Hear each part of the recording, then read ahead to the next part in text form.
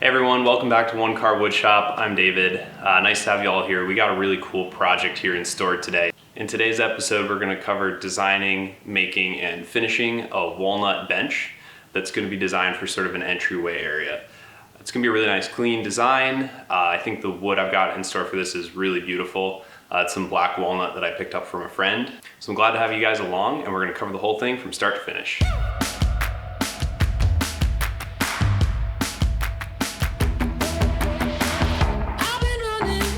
I bought this lumber off of my friend. This walnut has some really nice grain features. I'm going ahead and trimming down the sides here. I'm joining the boards so that I can create the bench top.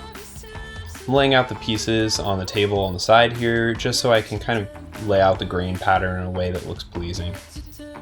I also cut a small piece of cherry here, which will make a nice stripe down the middle of the bench.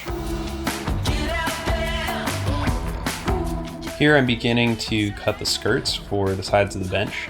There's going to be longer sections for the front and the back, and then shorter pieces for the sides. The front and back I think come out to around 40 inches, and the sides are going to be about 13 inches. And they're 2 inches wide.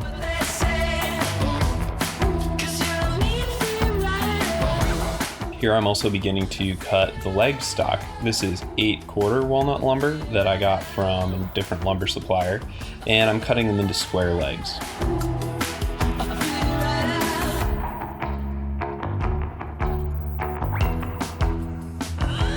Now, using a stop block, I'm cutting the legs down to length.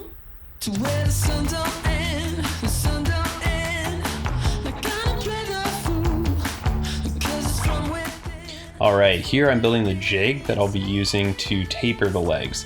I'm basically using a square piece of plywood and then using some blocks to push the walnut leg out to the side of the square piece of plywood. It basically overhangs the edge here, and that overhanging bit is then cut off by the blade. This allows you to taper the leg in multiple directions by just flipping the leg over. I'm only tapering the leg on two sides. It's going to taper on the inside of the table, but not taper on the outside. It was a really quick process once I built the jig, and the results were pretty perfect across all four legs.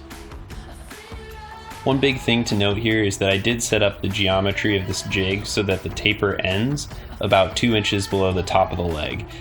That's so that I have a square section to joint the skirt to.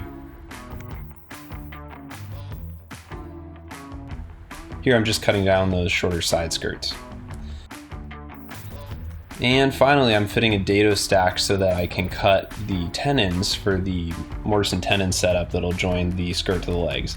I filled up the memory card during this process, so unfortunately I'm not really able to show it. If you're curious about how I cut these tenons, I'll link to a video above where I went through the same process with the dado stack.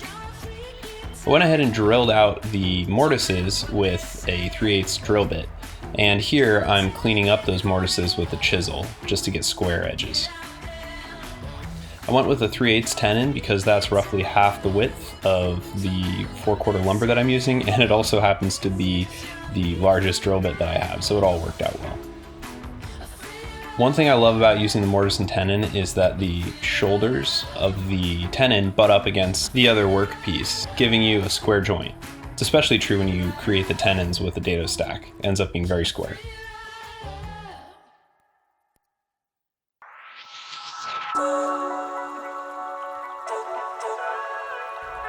Here I grabbed the miter saw just to trim the ends of this bench top down to the same length. It's a little too wide to go through my table saw on the miter gauge.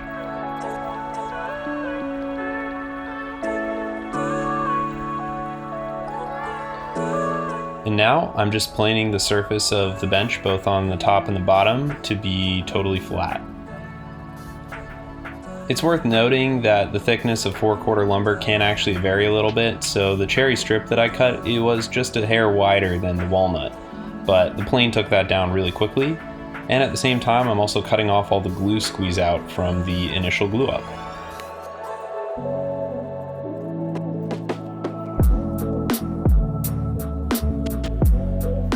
The sanding process for this bench was honestly pretty straightforward. I went straight to 150 grit with the orbital sander because these boards are already fairly flat, And then from there I went to hand sanding with 220 on all the surfaces that could be touched at some point.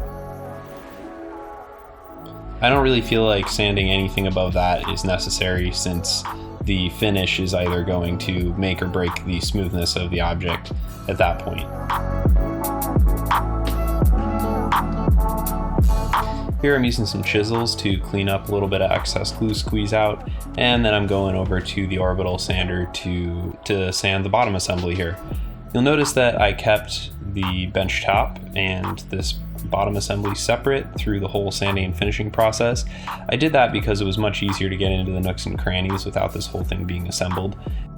As with that console table build a month or two ago, I decided to attach the bench top with hardware rather than joinery or glue or anything, because I do want the top of the bench to be able to shrink and grow with the seasons without affecting either the squareness or even the structural integrity of the bench.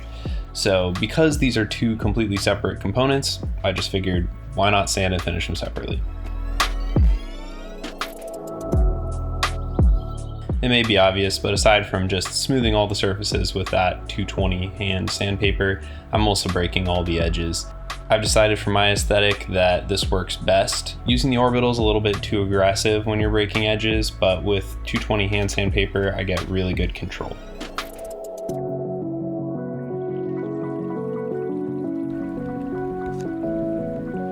The finish for this bench is pretty straightforward. I'm just rubbing on one single coat of Danish Oil, and I'm letting that cure for about 36 hours. I like to go even more than the sort of 24 usually recommended, because I find it's still a little bit tacky sometimes, even at the 24-hour mark, and you want to make sure it's totally dry. So I'm doing that on both the top and the bottom assembly here. On its own, the Danish Oil really does make that grain pop, but unfortunately it's not a super protective finish. So for that reason, I did come back and do 2 coats of Minwax PolyCrylic in the matte luster. If I need some sort of polyurethane type finish for durability, I really like the PolyCrylic.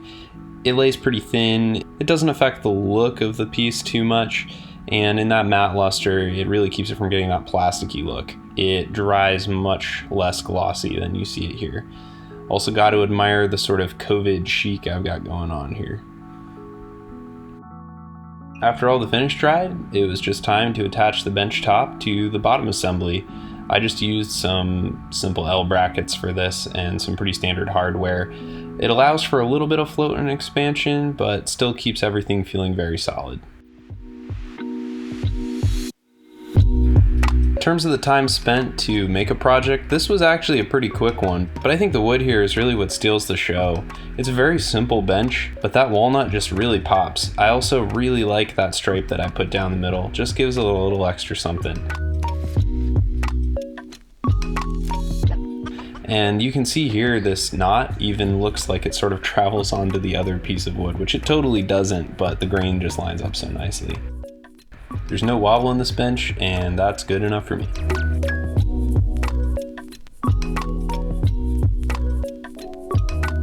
So there you have it. Thank you guys for joining along on this video. I'm so happy with how it came out. I think those tapered legs were a really nice design element, and honestly, they couldn't have been easier to make. Gives such a nice appearance to these sort of table and bench projects where you don't want a blocky column of leg, but you want to give it some more sort of slender elegance. I would totally do it again. Let me know if this video was helpful, and I'm so glad to have you guys along. I'll see you on the next one.